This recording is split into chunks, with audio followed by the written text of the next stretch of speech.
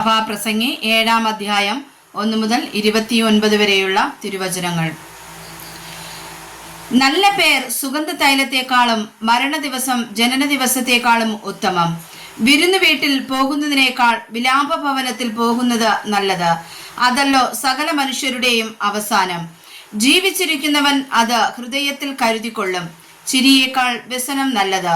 മുഖം വാടിയിരിക്കുമ്പോൾ ഹൃദയം സുഖമായിരിക്കും. ജ്ഞാനികളുടെ ഹൃദയം വിലാപഭവനത്തിൽ ഇരിക്കുന്നു, മൂഢന്മാരുടെ ഹൃദയമോ സന്തോഷ ഭവനത്തിലത്രേ. മൂഢന്റെ ഗീതം കേൾക്കുന്നതിനേക്കാൾ ജ്ഞാനിയുടെ ശാസന കേൾക്കുന്നത് മനുഷ്യന് നല്ലത്.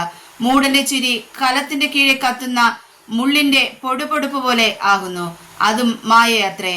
കോഴ ജ്ഞാനിയെ പൊട്ടനാക്കുന്നു, കൈക്കൂലി ഹൃദയത്തെ കെടുത്തു കളയുന്നു. ഒരു കാര്യത്തിന്റെ ആരംഭത്തേക്കാൾ അതിന്റെ അവസാനം നല്ലത്. ഗർഭമാനസനേക്കാൾ ക്ഷമാമാനസൻ ശ്രേഷ്ഠൻ. നിന്റെ മനസ്സിൽ അത്ര വേഗം നീരസമുണ്ടാകരുത്.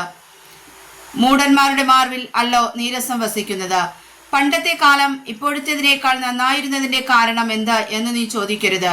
നീ അങ്ങനെ ചോദിക്കുന്നത് ജ്ഞാനമല്ലല്ലോ. ജ്ഞാനം ഒരവകാശം പോലെ നല്ലത്. സകല ഭൂവാസികൾക്കും അത് ബഹുവിശേഷം. ജ്ഞാനം ഒരു ശരണം, ദ്രവ്യവും ഒരു ശരണം. ജ്ഞാനമോ ജ്ഞാനിയുടെ ജീവനെ പാലിക്കുന്നു. ഇതത്രേ പരിജ്ഞാനത്തിന്റെ വിശേഷത. ദൈവത്തിന്റെ പ്രവൃത്തിയെ നോക്കുക, അവൻ വളച്ചതിനെ നേരെയാക്കുവാൻ ആർക്കു കഴിയും?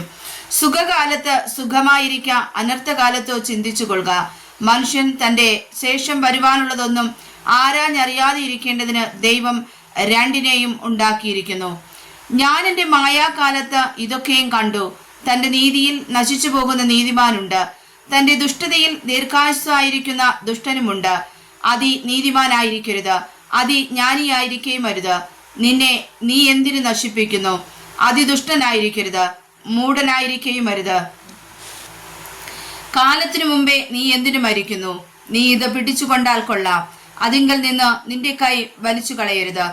ദൈവഭക്തൻ ഇവ എല്ലാറ്റിൽ നിന്നും ഒഴിഞ്ഞു പോരും. ഒരു പട്ടണത്തിൽ 10 ബലശാലികൾ ഉള്ളതിനേക്കാൾ ജ്ഞാനം ജ്ഞാനിക്ക് അധികം ബലം. പാപം ചെയ്യാതെ നന്മ മാത്രം ചെയ്യുന്ന ഒരു നീതിമാനും ഭൂമിയിലില്ല. പറഞ്ഞു കേൾക്കുന്ന സകല വാക്കിനും നീ ശ്രദ്ധ കൊടുക്കരുത്. നിന്റെ ദാസൻ നിന്നെ ശപിക്കുന്നത് നീ കേൾക്കാതിരിക്കേണ്ടതിനു തന്നെ. നീയും പല പ്രാവശ്യം മറ്റുള്ളവരെ ശപിച്ച പ്രകാരം നിനക്ക് മനോബോധം ഉണ്ടല്ലോ. ഇതൊക്കെയും ഞാൻ ജ്ഞാനം കൊണ്ട് പരീക്ഷിച്ചു നോക്കി. ഞാൻ ജ്ഞാനം സമ്പാദിക്കുമെന്ന് ഞാൻ പറഞ്ഞു, എന്നാൽ അത് എനിക്ക് ദൂരമായിരുന്നു. ഉള്ളത് ദൂരവും അത്യാഘാതവും ആയിരിക്കുന്നു. ഇത് കണ്ടെത്തുവാൻ ആർക്കു കഴിയും?